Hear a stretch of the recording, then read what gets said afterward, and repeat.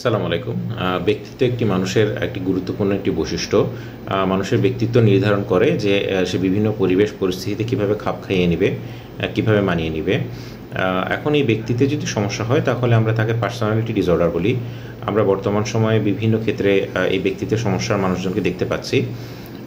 যারা আক্রান্ত হন তাদের থেকে যারা তাদের আশেপাশে থাকেন তারা প্রায়ই সেই সমস্যাটা বেশি বুঝতে পারেন, এবং অনেক ক্ষেত্রে যে ক্ষেত্রে সমস্যা হয় যারা আক্রান্ত রোগী তারা বুঝতেই পারেন না তাদের কোনো সমস্যা আছে। তো এই ব্যক্তিত্বের সমস্যা বা পার্সোনালিটি ডিসঅর্ডার আমরা বুঝবো কীভাবে? ধরুন আমাদের সবারই আবেগ অনুভূতির একটা নির্দিষ্ট মাত্রা আছে, নিয়ন্ত্রণ আছে।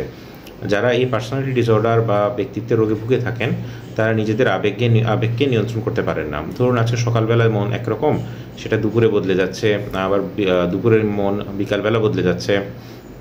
মনের খুব বেশি ডেভিয়েশন হয়, যেটা স্বাভাবিকের চেয়ে অতিমাত্রায় বেশি। এই ক্ষেত্রে দেখা যায় যে আমাদের প্রতিটা মানুষের প্রতি যে ধরনের আমাদের আবেগ অনুভূতি এবং চিন্তাধারা সেটা নির্দিষ্ট থাকে না। এই ধরনের মানুষেরা আজকে হয়তো যাকে ভালো মনে করছেন কোনো নির্দিষ্ট কারণ ছাড়াই দুদিন পরেই তাকে সন্দেহ করবেন, অপছন্দ করবেন।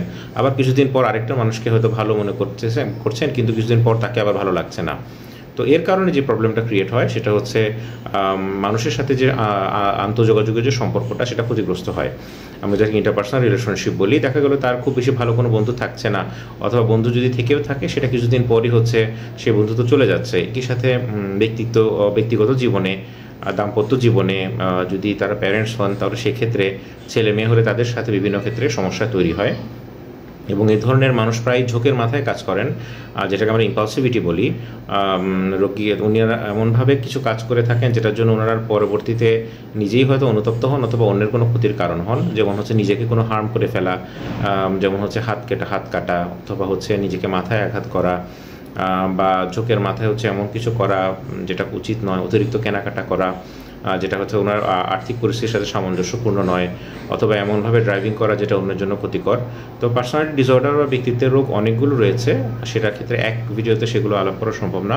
হয়তো পরবর্তী সময়ে আমরা যে 10টি পার্সোনালিটি ডিসঅর্ডার বা ব্যক্তিত্বের রোগ রয়েছে তার একটি বা দুটি নিয়ে হয়তো আমরা আলাপ করব। সবাই ভালো থাকবেন, সুস্থ থাকবেন। আসসালামু আলাইকুম।